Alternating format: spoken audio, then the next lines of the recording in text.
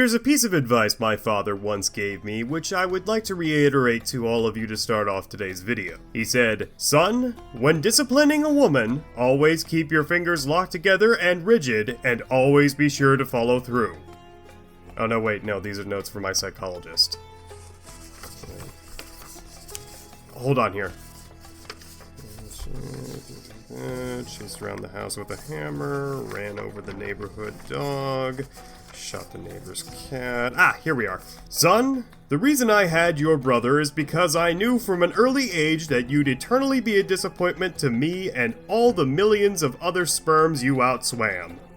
Which my traumatized mind has interpreted as a roundabout way of saying, temper your expectations. A lesson I hope to pass off to my subscribers today, as well as a specific sect of viewers who may be lurking about who are not a part of my usual audience. I need to preface that modern interpretations of this story in particular are, about to be, infamous for divorcing social attitudes regarding this text at the time when it was written, and instead substituting their own terminology and agenda to craft what is effectively a brand new narrative which artificially skews the entirety of the original themes to fit in more closely with a postmodern attitude. I think the more astute among you may have already figured out at least one of the specifics I am referring to. If you haven't yet, just sit tight, we're about to get into it. Allow me to preface this video by stating that there are two different iterations to this story.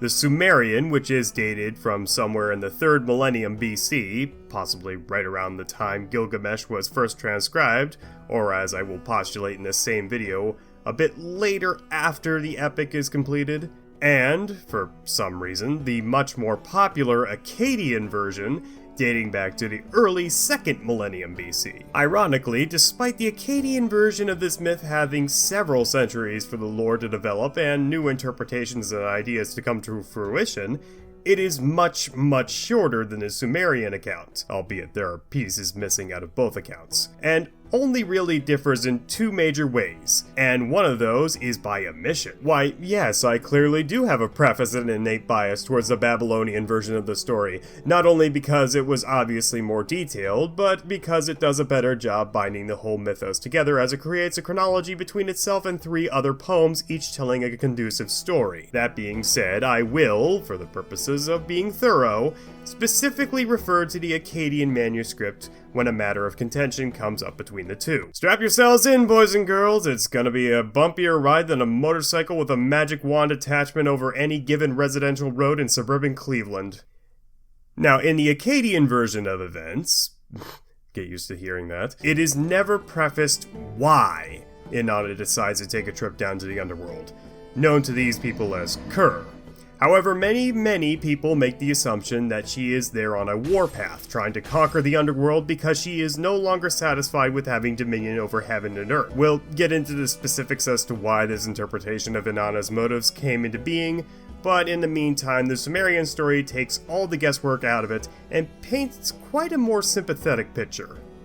Well, actually, no, not really. It's all Inanna's fault in the first place. So according to the Sumerian record of this myth, the standardized telling of Gilgamesh, at least part of it, occurs first with Inanna approaching the young strapping lad asking if he could spare a dicking or two, to which he essentially calls her a whore and says that he would much rather stick his thing into his weird where the wild things are looking ass friend in Kindu. Insulted, Ishtar reports back to Anu, the chieftain god, and asks that he send the Bull of Heaven to trample Gilgamesh for not wanting a piece of her Arby's beef and cheddar pussy. Anu asks if maybe that's a bit too much of an overreaction to being turned down once, and then Inanna, totally not overreacting over having been turned down once, proceeds to make an interesting threat to the king of the gods. "Father, give me the Bull of Heaven. Give it to me, and I shall send it to slay Gilgamesh and trample his palace into dust. And if you do not give me the bull, then I shall destroy the underworld. The dead I shall raise, and set them upon the living to devour them until there are more dead than living upon the earth." Put a pin in that one, I'm coming back to it. Ultimately, Inanna gets her wish and sends the Bull of Heaven down to Uruk to smash the fash out of Gilgamesh.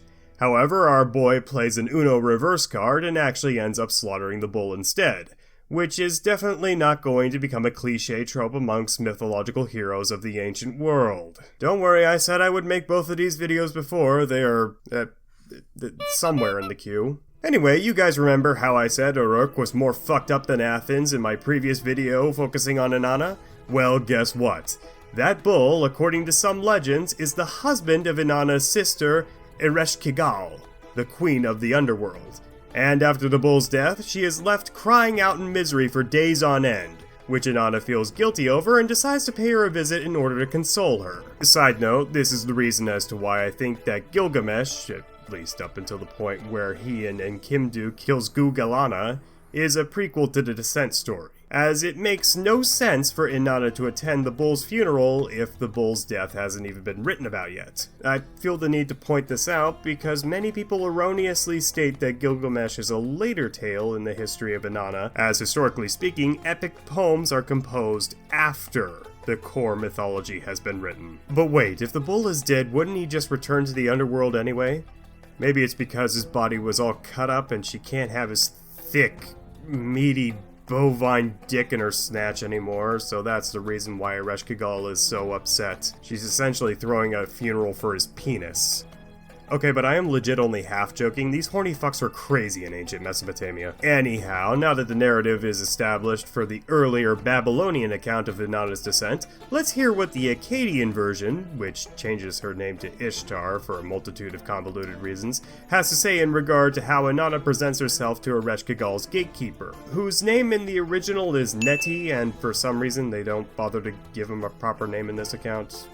You can just continue calling him Nettie. If you do not open the gate for me to come in, I shall smash the door and shatter the bolt. I shall smash the doorpost and overturn the doors. I shall raise up the dead, and they shall eat the living, and the dead shall outnumber the living. I don't think I need to remind all of you that this quote and the one from the Akkadian version of Gilgamesh sounds eerily familiar. So there's an implied connection there, even by this later account.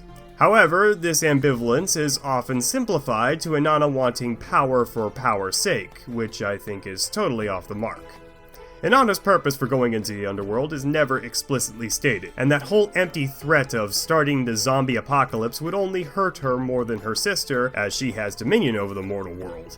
And if the dead flood the earth and start eating each other, then technically Ereshkigal's subjects would be usurping more territory for her. Let's also come to appreciate that Inanna, in no translation of this text, is ever seen coming down to Ker carrying any sort of weapons.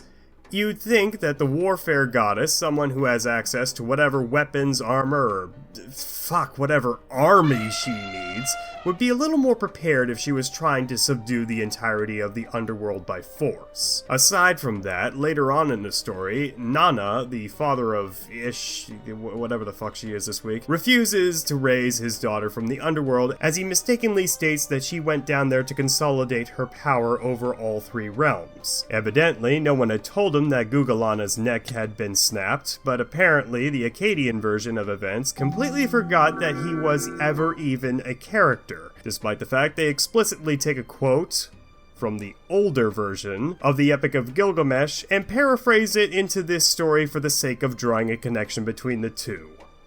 Fucking brilliant. I guess another argument you could make as to disproving the conquest narrative is that Inanna took the 7 garments imbued with mess down to the Underworld, which, if you saw our previous video on Inanna, are really, really important in making or breaking a civilization, and not only is she going down there alone, but she's also putting the entirety of Uruk's civilization on the line by letting the mess potentially fall into the hands of Ereshkigal. But I won't use this as an argument because A, I think I've already sufficiently debunked the contrived warpath narrative, and B, because there's another pretty clever reason Inanna takes the mess down with her, which we're about to get into here. So, as Inanna is preparing herself to attend her brother-in-law's funeral in Ker, she summons her Sukal, or servant, Ninshubar, and leaves in place some contingency orders in the event that Ereshkigal is pissed off to see her, and that she locks her away and does not allow for her to return. If I do not return,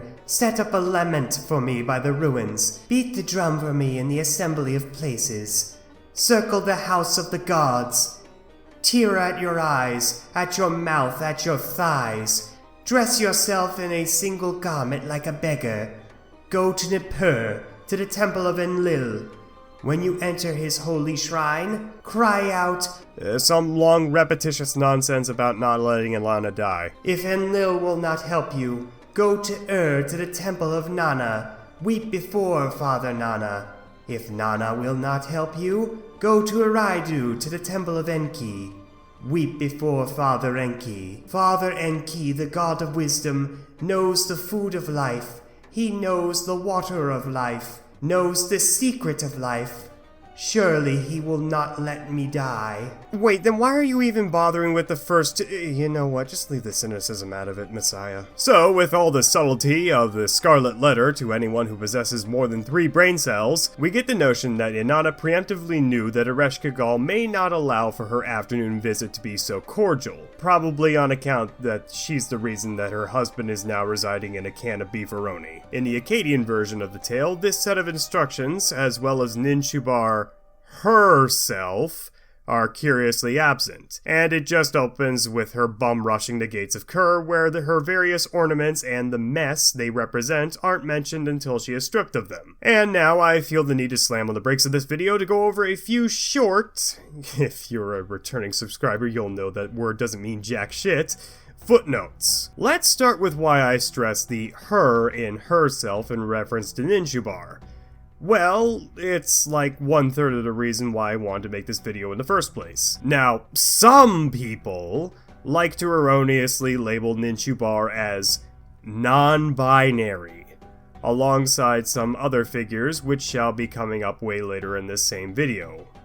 If we ever get there. Unfortunately, this modern label is an erroneous oversimplification as to the gender identity of these characters, and is a blatant misrepresentation of Ninshubar specifically. To understand this, we need to clarify that third genders in ancient Mesopotamia are not self-identifying.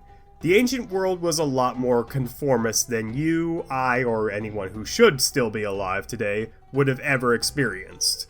This is due in no small part to the ancient Mesopotamians' commitments to careers in the local temples, which more often than not required those who were actively participating in the religious processions to be castrated, hence making them neither male nor female due to the absence of adequate reproductive organs. It's assumed this practice was put into place specifically in the Temple of Inanna because the priests and priestesses were simultaneous clergymen and full-time residents of the temple, and a few bad rapey apples ruined the whole bunch for everyone. Specifically those apples who had testicles. Cause hey, it's a hell of a lot easier to chop off a man's tote bag than to king crimson a hole into a woman's uterus. Also, it follows that biological males would be a minority in the temple dedicated to Inanna. This is why democracy is inherently flawed. In summation, what you need to know is that eunuchs who were castrated for these roles took them on for religious and sometimes political purposes, and thus these gender identities, I'm using that term incredibly liberally here, are not self-imposed for any kind of personal identity reasons, and almost certainly not because they were what we would typically call non-binary. In contrast to today, in the 2nd millennium BC, nobody was really wearing blue lipstick and flailing their arms around screeching that the doctor who delivered them caused, quote, irreversible psychological harm to them by assigning them a gender at birth. This is real, by the way. So, how does this relate to Ninshubar? Well, if you were paying attention, while she is a divine figure, she also serves as a confidant to the goddess Inanna. And seeing as gender was self-determined more by occupation and lifestyle placed on the individual according to gender roles of the times, you can see why there may be some confusion as to this goddess's gender identity. So, let's start with how I know definitively that Ninshubar is a female. All signs and evidence, including a simple Google search, would tell you that Ninshubar, at least originally, was always perceived as a female. For example, the Nin of her name is thought to mean female ruler, or I suppose more accurately, queen, or the fact that she was always traditionally depicted as a virgin goddess. I know, a rarity amongst the Mesopotamians. despite the fact that she was simultaneously described as a lover of Inanna. Quick biology lesson for you all: if you slam two ham sandwiches together, there is no penetration taking place. So you can technically say that sandwich A, which has no pickle, is still technically a virgin, while Inanna's sandwich, which undoubtedly would be a Cuban, is so chocked full of vinegarized cucumbers that a single bite would be able to satiate a pregnant woman's cravings until her water breaks. Ah, but wait, Messiah! I hear at least one of you belly aching. Then why is there any sort of contention as to Ninshubar's gender identity? Well, you see, answering that question will simultaneously allow me to explore the relationship between a servant and master in the old world while simultaneously serving as my third point definitively proving that Ninshubar, at least in the Inanna and the Underworld and the majority of her appearances in Mesopotamian mythology, was in fact female. So, you guys remember how I said that gender in the context of ancient Mesopotamia wasn't really a personal identity kind of thing, and more of a you are this because you work with a bunch of women and we can't get any more calls going into HR sort of thing? Well, that sentient echoes down to the personal servants, or sukal, of the major gods and goddesses. So, for example, while Ninshubar was the servant of Inanna, she was identified as a female. However, while she was serving under Anu, she was identified as a male. And this is the rule rather than the exception as far as Mesopotamian mythology goes, where the Sukal's gender is written to match their masters. Allow me to reiterate for the third time now that at this time, a person's occupation speaks more volume as to who they are as a person than their immutable characteristics. Probably because, despite what a postmodern sociologist professor might try and tell you, the Sumerians, Babylonians, and Acadians were not quite so tolerant and progressive of things like transgenderism. Trust me, we'll get more into that when we start tackling the terminology associated with actual transgendered individuals later in this same video. This mistaken identity of Ninshubar isn't exactly helped by the early mythological scholars and their obsession with conflating the gods of any given pantheon with that of the Greeks, and Ninshubar was no exception, as she was the messenger of the gods and by extension had to be just like Hermes, right down to the testicles flopping about wildly in the wind. Since then, this trend and its outdated misinformation have been placed next to nary an asterisk in academic papers reprinting these often antiquitous ideas. However, comparatively recent academics aren't solely to blame for this confusion, as the Akkadian king Rimsin I, in an effort to try and appease both identities of Ninshubar, constructed temples to both the male and female version of the goddess, which only serve to confuse my colleagues more than what is necessary, especially in a postmodern Western world where the attitudes towards sexual identity and preferences are inflated with more artificial importance as it pertains to the individual's identity than ever before. So, even if you are really vitriolic and want your customized Tumblr abomination represented in an ancient media from people who thought that public displays of sex on your local street corner were okay, look it up. Ninshubar is not non-binary. If nothing else, I guess she's gender fluid? Completely discounting everything I said regarding how gender was externally determined through occupation and assuming that every incarnation of Ninshubar across all cultures is the exact same figure.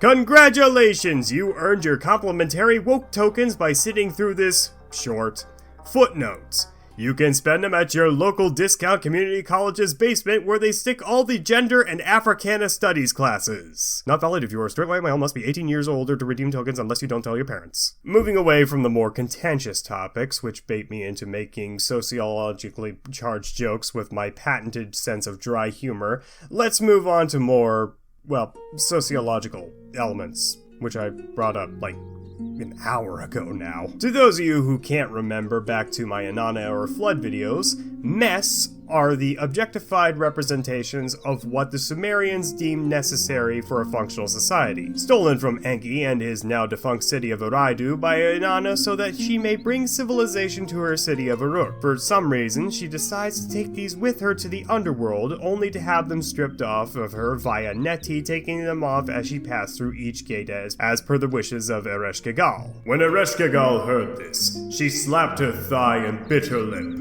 She took the matter into her heart and dwelt on it.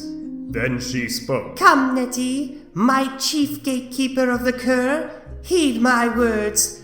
Bolt the 7 gates of the Underworld, then, one by one, open each gate a crack.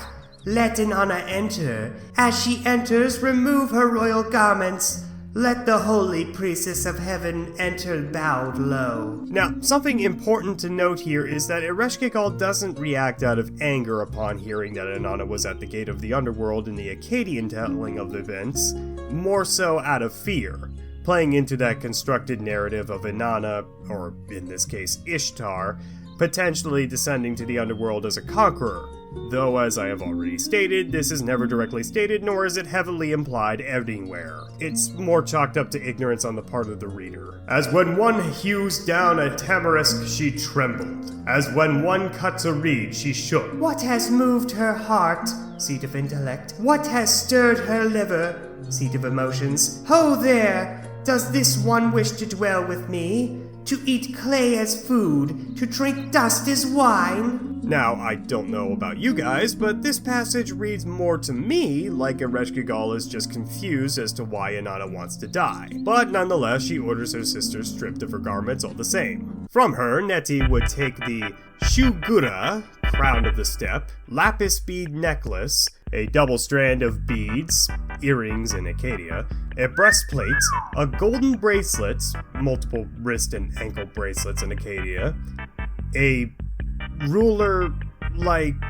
more measuring shit, a girdle studded with birthstones in Acadia, and lastly, her royal robe, loincloth, also in Acadia, which, as promised, leaves Inanna naked and bowed low to the floor, where she is then surrounded by several men. Don't worry, it's just another typical Tuesday night for her. Except this time, Inanna isn't getting fucked. Well, at least not literally. No, Ereshkigal and her court of underworld judges called Anuna had Inanna arraigned right on the spot as she entered her sister's throne room, where they passed judgment on her, though it's not exactly clear what for, as it is neither elaborated in this text nor in the Acadian version, where Inanna doesn't really get a trial and Ereshkigal just sends her vizier Namtar to inflict her with 60 diseases which evidently are not sexually transmitted, and thus she has no immunity for them and she dies. However, given that I've already explained dealing with the chronology of Mesopotamian mythology at this time, coupled with the wording of the Sumerian version of the story, I think that we can resolutely state that Ereshkigal was just pissed that Inanna had killed her big-dicked breeding bull husband.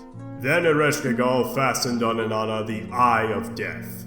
She spoke against her the word of wrath. She uttered against her a cry of guilt. She struck her. Inanna was turned into a corpse, a piece of rotting meat, and was hung from a hook on the wall. Now let's turn our attention back to the mess that Inanna takes with her to the Underworld. It doesn't make much sense that the goddess would bring these items with her just to seem decked out for a funeral as attested by the Babylonian account. And it makes even less sense if she was heading down there to conquer Kur, in the Acadian version of the events, as if she were to be defeated, as she likely would be since there is no mention of her taking any sort of army along with her, then her sister would have possession over the mess, and then anyone who isn't already dead loses. So, why take the most important facets of civilization down with her to the Underworld? See, in the Acadian version of events, this doesn't make much sense as we are not provided a scene of Inanna making preparations with Ninshubar, and instead the call to action to bring her out of Kur is spurred on by her absence, meaning that the citizens of Uruk start inexplicably practicing abstinence after generations of people randomly fucking in the middle of the streets. Again, look it up. In the superior Babylonian account, it's Ninshubar pleading with the Anunnaki, specifically Enki, which eventually leads to her extraction. In this vein, it makes more sense for her to take the mess down with her to the Underworld, as if she is captured or killed down there, there's actually an incentive for someone to come looking for her, if for nothing else to get the garments back and restore civilization. And speaking of Inanna's bizarre rescue from the Underworld, it's time for me to get into the most complicated and horribly misinterpreted aspect of this entire tale. Now, I'm not going to spend too much time going over the specifics of Ninshubar and Papsukal asking Enki/Ea for assistance in their respective version of the story, as I believe we've already covered all the major points of interest for both, so let's move right along to the meat and potatoes of this video. The Kuraga, Galatur, and Ashushunamir. Let's start again with the Babylonian variation of the story, immediately following Ninshubar's plea to Enki. From under his fingernail father Enki brought forth dirt. He fashioned the dirt into a Kuraga, a creature neither male nor female. From under the fingernail of his other hand he brought forth dirt. He fashioned the dirt into a Galatur, a creature neither male nor female. So, let's get back into that whole gender discussion again, as the popular lexicon surrounding these two characters when the tale is told in summation is that they are both non-binary, starting up with that shit again, or one male and one female, despite what I just read to you all. By the way, additional footnote, this doesn't really have relevance towards anything, I just thought that I should probably bring it up. Some go so far as to say that they are two types of demon, however, that is just confusing the Galas of Kur with the Galatur, which are two entirely separate things. In reality, of course, these interpretations are both incorrect, and it's likely that both of these figures are actually biological males, whose masculinity was stripped from them by the social attitudes at the time and region. So, let's start with a reminder that gender identities in the ancient world were always more prescriptive rather than self-imposed titles, and oftentimes one's gender was lost with their castration at the hands of temple officials at the time, primarily to curtail the whole rape issue within their walls, but also to assign more spiritual significance to Inanna herself, as she supposedly had the power to change men into women and women into men. However, as we can already infer based on the descent of Inanna, if this line is meant to be taken literally rather than just a poetic prose, it's not on display here, as both the Kuraga and the Galatur are explicitly described as being neither male nor female. In actuality, these are both church eunuchs who are only given different titles, not explicitly related to gender, based on what significance they fulfill in regards to its rituals. To kill two birds with one stone, I'll just use the Kuragas and Galaturs as examples of what I'm talking about, while simultaneously explaining their roles in Inanna's temple. So, Kuragas are easier to explain. They usually take on the more masculine, warlike characteristics of Inanna's iconography, and are often seen as sword bearers in parades, oftentimes while riding on the backs of lions, which is just a brilliant idea for a great many reasons. If not for the fact that they don't have balls, they might as well be considered males, as it seems that in Uruk, one's gender identity is directly linked to their reproductive capability. If a penis ain't shooting its goo, my dude, then it isn't worth being called a penis. Hence the eunuchs are neither male nor female. Galaturs are a bit more complicated, yet infinitely more amusing. So these eunuchs are typically associated with singing hymns in the Church of Inanna, wherein the castration supposedly takes on a third purpose, as there is some historical precedent for this practice in the form of the castrati, a 16th century practice which saw young boys, particularly in church choirs, castrated before puberty in order to preserve their high-pitched voices. However, etymological evidence suggests another rule for these eunuchs. One Sumerian hymn describes a Gala wiping that which belongs to my mistress off his backside, which, given that Inanna is the goddess of fertility, is a clear euphemism for semen. In fact, a literal translation of a Gala is a penis anus, denoting their special role in the temple. They were butt boys. I guess the Sumerians were the ones to invent the concept of, if the balls don't touch, it ain't gay. So that's how it goes in the Sumerian story. A cocksock and a ballless lion tamer are sent to Kur with special instructions from Enki to moan when Ereshkigal moans, and I guess this will mean she owes them one? It's very confusing. I guess somehow Enki knew that at that particular moment Ereshkigal was supposedly giving birth, and so, to show good faith, the Galater and Karaga symbolically shared the pain alongside the goddess, who offered the pair first the water from all the rivers, which she supposedly acquired from Inanna's mess. However, the eunuchs refused, and so she offered them all the grains and fertile fields. But again, they refused and instead demanded that rotting piece of meat in the corner that she had hung on the wall. Apparently, Ereshkigal was cool with it and forked over Inanna's corpse with no problems.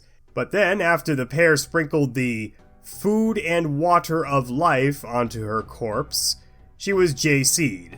And that pissed her off pretty severely, and so she sent her court of Inanna after them and chased them all the way to the surface world. And from there, some other shit happens, but I don't want to get too far ahead of the Akkadian poem, so let's Gensaki back to this bitch. Like I said, in this version of events, Enki, or Ea as he is known to the Acadians, is informed of Inanna's demise not by her Sukal Ninshubar, but instead by a random-ass messenger god Popsukal, who is just concerned that nobody is fucking each other without the presence of a fertility goddess. This time, Ea creates a singular being. Ea, in the wisdom of his heart, formed a being. He formed Asushunamir, the eunuch. Go, Asushunamir, to the land of no return direct thy face. The 7 gates of the land without return be opened before thee. May Ereshkigal at the sight of thee rejoice. After her heart has been assuaged, her liver quieted, invoke against her the name of the great gods. Raise thy head. Direct thy attention to the that word, skin. Come, lady, let them give me the skin, that I may drink water out of it. Now, in this translation, Asushunamir is merely another eunuch of an undescribed role. However, other translations describe this being as an Asinu, yet another class of eunuch often translated as a feminine man, whose role was identical to the secondary purpose of the Galater, and that was to satiate the clientele of the local temple for a little bit of extra funding. Yes, boys and girls, back in the ancient days when the church needed the bucks, you got the sucks. From a femboy, which I imagine is all the same to some of you degenerates. This imagery is reminiscent of the poem The Epic of Era, which describes the Asinu as people whose maleness Ishtar turned female for the awe of the people, which is less indicative of an actual gender swap and more so of degrading certain eunuchs of being the idealized objects of desire for lustful patrons, a role typically designated for females.